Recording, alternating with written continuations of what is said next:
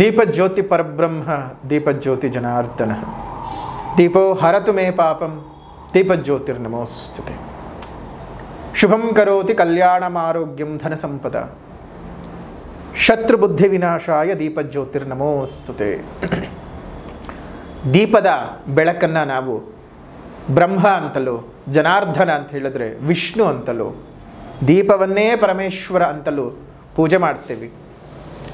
ಜೊತೆಗೆ ದುರ್ಗಾದೇವಿಯನ್ನು, ನಮ್ಮ ದುರಿತಗಳನ್ನು ನಾಶ ಮಾಡುವಂತಹ ದುರ್ಗಾದೇವಿಯನ್ನು ಇದೇ ದೀಪದಲ್ಲಿ ಸ್ಥಾಪನೆಯನ್ನು ಮಾಡಿ ದೀಪ ದುರ್ಗಾ ಪೂಜೆಯನ್ನು ಸಹ ನಾವು ಮಾಡ್ತೀವಿ. ನಮ್ಮ ಕಷ್ಟಗಳನ್ನು ಕಳೀತಾಯಿ ಅನ್ನುವಂಥದ್ದನ್ನು, ಅಂದರೆ ನಾವು ತ್ರಿಮೂರ್ತಿಯ ಶಕ್ತಿಯನ್ನು, ತ್ರಿಮೂರ್ತಿಗಳ ಶಕ್ತಿಗಳನ್ನು ಕಂಡುಕೊಂಡಿರುವಂತಹದ್ದು ಯಾವ ರೀತಿಯಾಗಿ? ಒಂದು ಬೆಳಕಿನ ರೂಪದಲ್ಲಿ. ಆ ಬೆಳಕು ನಮಗೆ ಎಲ್ಲಿ ಸಿಗತ್ತೆ ಅಂತ ಹೇಳಿದ್ರೆ ದೀಪದಲ್ಲಿ ಸಿಗತ್ತೆ. ಆ ದೀಪದಲ್ಲಿ ಸಿಕ್ಕಿರುವಂತಹ ಆ ತ್ರಿಮೂರ್ತಿಗಳ ಸಂಕೇತವಾದಂತಹ, ತ್ರಿಮೂರ್ತಿಗಳ ತ್ರಿಶಕ್ತಿಗಳ ಸಂಕೇತವಾದಂತಹ ಆ ದೀಪದ ಜ್ಯೋತಿಯನ್ನು ಬೆಳಗಬೇಕಾದಾಗ ನಾವೇನಂತ ಕೇಳ್ಕೊಳ್ತೀವಿ? ಸಂಧ್ಯಾಕಾಲದಲ್ಲಿ ದೀಪವನ್ನು ಹಚ್ಚಬೇಕಾದ್ರೆ ಶುಭಂ ಕರೋತಿ ಕಲ್ಯಾಣಂ ಆರೋಗ್ಯಂ ಧನ ಸಂಪದ, ಶುಭವನ್ನು ಅನುಗ್ರಹಿಸು, ಕಲ್ಯಾಣವನ್ನು ಅನುಗ್ರಹಿಸು. ಕಲ್ಯಾಣ ಅಂತ ಹೇಳಿದ್ರೆ ಕೇವಲ ಮದುವೆ ಮಾತ್ರ ಅಲ್ಲ, ಓವರಾಲ್ ಡೆವಲಪ್ಮೆಂಟ್ಸ್. ನಮ್ಮ ಬದುಕಿನಲ್ಲಿ ಆಗಬೇಕಾಗಿರತಕ್ಕಂತಹ ಸರ್ವಾಂಗೀಣ ಅಭಿವೃದ್ಧಿಯನ್ನು ಕಲ್ಯಾಣ ಅಂತ ಕರಿತೀವಿ. ಅದೇ ರೀತಿಯಾಗಿ ಆರೋಗ್ಯಂ ಧನ ಸಂಪದ, ಆರೋಗ್ಯವನ್ನು ಅನುಗ್ರಹಿಸು, ಹಣಕಾಸಿನ ಅನುಗ್ರಹವನ್ನು ಮಾಡು ಅಂತ ದೀಪವನ್ನು ಬೆಳಗಬೇಕಾದ್ರೆ ಕೇಳ್ಕೊಳ್ತೀವಿ. ಆರೋಗ್ಯಂ ಧನ ಸಂಪದ. ಶತ್ರು ಬುದ್ಧಿ ವಿನಾಶಾಯ, ನಮ್ಮ ಶತ್ರುಗಳಿಗಿರುವಂತಹ ದುರ್ಬುದ್ಧಿಗಳನ್ನು ವಿನಾಶ ಮಾಡು. ನೋಡಿ, ಮೊದಲನೇದಾಗಿ ಶತ್ರು ಬುದ್ಧಿ ವಿನಾಶಾಯ. ಶತ್ರು ಅಂದರೆ ಮೊದಲು ಯಾರು ಅಂತ ತಿಳ್ಕೋಬೇಕು ನಾವು. ನಮಗೆ ಹೊರಗಡೆಯಿಂದ ಇರತಕ್ಕಂತಹ ಶತ್ರುವ ಅಥವಾ ನಮ್ಮ ಒಳಗಡೆ ನಮಗೆ ಇರುವಂತಹ ಶತ್ರುವ? ಮೊದಲನೇದಾಗಿ ಎಲ್ಲೋ ಇಲ್ಲ, ಹೊರಗಿನ ಶತ್ರು ಯಾರಿಲ್ಲ, ನಮಗೆ ನಾವೇ ಶತ್ರು. ಆ ಶತ್ರುವಿನ ಬುದ್ಧಿ ವಿನಾಶವಾಗಬೇಕು. ಇಂತಹ ಗೂಢಾರ್ಥವಿದೆ ನೋಡಿ. ಶತ್ರು ಬುದ್ಧಿ ವಿನಾಶಾಯ ದೀಪಜ್ಯೋತಿರ್ ನಮೋಸ್ತುತೆ. ಈ ರೀತಿಯಾಗಿ ನನ್ನ ಶತ್ರುವಿನ ಬುದ್ಧಿಯು ನಾಶವಾಗಲಿ ಅಂತ ಹೇಳಿ ಸಂಧ್ಯಾದೀಪವನ್ನು ಬೆಳಗಬೇಕಾದ್ರೆ ಶತ್ರು ಬುದ್ಧಿ ವಿನಾಶಾಯ ಸಂಧ್ಯಾದೀಪ ಜ್ಯೋತಿರ್ ನಮೋಸ್ತುತೆ ಅಂಥೇಳಿ ಪ್ರಾರ್ಥನೆಯನ್ನು ಮಾಡಿಕೊಂಡು ದೀಪವನ್ನು ಹಚ್ತೀವಿ.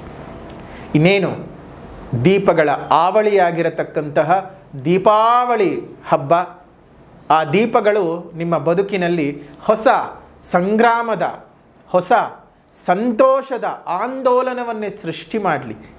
ಆ ದೀಪಗಳಿಂದ ಬರುವಂತಹ ಬೆಳಕು ನಿಮ್ಮ ಬದುಕಿನಲ್ಲಿರುವಂತಹ ಎಲ್ಲ ತಮಸ್ಸುಗಳನ್ನು ನಾಶ ಮಾಡಿ ಕತ್ತಲ ಅಂಧಕಾರದಲ್ಲಿ ತುಂಬೋಗಿರುವಂತಹ ಅನೇಕ ಮನಸ್ಸುಗಳಿಗೆ, ಬುದ್ಧಿಗಳಿಗೆ ಗಾಢಾಂಧಕಾರದಿಂದ ಆಚೆ ಬಂದು ಹೊಸ ದೀವಿಗೆಯಾಗಿ ಆ ದೀಪವು ನಿಮ್ಮ ಬದುಕಿನಲ್ಲಿ ದಾರಿ ದೀಪವಾಗಲಿ ಅಂತ ಹೇಳಿ ದೇವಿಯಲ್ಲಿ ಪ್ರಾರ್ಥನೆ ಮಾಡ್ತಾ ವಿಶೇಷ ಅನುಗ್ರಹವನ್ನು ಸಹ ನಾವು ಮಾಡ್ತಾ ಇದ್ದೇವೆ.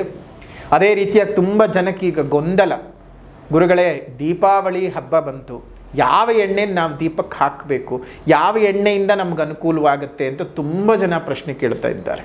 ಈಗಂತೂ ಮಾರುಕಟ್ಟೆನಲ್ಲಂತೂ 3 ಎಣ್ಣೆ ಮಿಕ್ಸು, 5 ಎಣ್ಣೆ ಮಿಕ್ಸು, 7 ಎಣ್ಣೆ ಮಿಕ್ಸು, 9 ಎಣ್ಣೆ ಮಿಕ್ಸು, ಹೀಗೆ ಮಿಕ್ಸು ನಿಮ್ಮ ಜೀವನದಲ್ಲಿ ಬರೀ ಮಿಕ್ಸಿಂಗೇ ಕೆಲಸವಾಗಿ ಹೋಗುತ್ತೆ.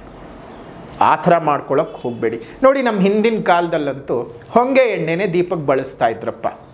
ಆಗೆಲ್ಲ ಮರಗಳಿದ್ವು, ಹೊಂಗೆ ಕಾಯಿಗಳು ಸಿಗೋದು, ಬಡಿಯೋದು, ಆ ಒಂದು ಪ್ರೆಸ್ಸಿಂಗ್ ಮುಖಾಂತರವಾಗಿ ಎಣ್ಣೆಯನ್ನು ತೆಗೆದು ದೀಪಕ್ಕಂತಾನೆ ಉಪಯೋಗಿಸೋರು. ಆದರೆ ಈಗ ಮಾರುಕಟ್ಟೆನಲ್ಲಿ ಹಾಗಿಲ್ವಲ್ಲ. ಮರಗಳನ್ನೇ ಕಡಿದು ನಾವು ಮನೆಗಳನ್ನು ಕಟ್ಕೊಂಡು ಮೆರಿತಾ ಇರುವಂತಹ ಈ ಕಾಲದಲ್ಲಿ ಮರಗಳಾದರೂ ಇರೋದು ಎಲ್ಲಿ? ಹಾಗಾಗಿಯೇ ದೀಪಕ್ಕಂತಲೇ ನಾವು ಕೆಲ ವರ್ಷಗಳಿಂದ ಈಚೆಗೆ ನಮ್ಮ ಪಂಚಮಿಯವರ ಈ ದೀಪದ ಎಣ್ಣೆಯನ್ನು ಉಪಯೋಗಿಸ್ತಾ ಇದ್ದೇವೆ. ಈ ಪಂಚಮಿಯವರ ದೀಪದ ಎಣ್ಣೆ ಅಂತೂ ನಿರಂತರವಾಗಿ ಉರಿಯುತ್ತೆ. ಯಾವುದೇ ರೀತಿಯಾಗೂ ಚಿಟ್ಟ ಕಟ್ಟಿ ತಕ್ಷಣ ದೀಪ ಆರು ಹೋಗುವಂಥದ್ದು, ಅರ್ಧ ಉರಿಯೋದು, ಅರ್ಧ ಉರಿದೇ ಇರುವಂಥದ್ದು, ಆ ರೀತಿಯಾದ ಸಮಸ್ಯೆಯನ್ನೇನು ನಮಗೆ ಇಷ್ಟು ದಿವಸ ಕೊಟ್ಟಿಲ್ಲ. ದೀಪಕ್ಕಂತಲೇ ಹೇಳಿ ಮಾಡಿಸಿದಂತಹ ಎಣ್ಣೆ ಅಂದರೆ ನಮ್ಮ ಪಂಚಮಿಯವರ ಈ ದೀಪದ ಎಣ್ಣೆ. ಇದನ್ನು ನಾವು ಬಳಸ್ತಾ ಇದ್ದೇವೆ. ನಿಮಗೇನಾದರೂ ಬೇಕಾದರೆ ನೀವು ಕೊಂಡುಕೊಂಡು ಬಳಸಿ ನೋಡಿ. ಶುಭವಾಗಲಿ, ಮಂಗಳವಾಗಲಿ. ಎಲ್ರಿಗೂ ದೀಪಾವಳಿ ಹಬ್ಬದ ಶುಭಾಶಯಗಳು.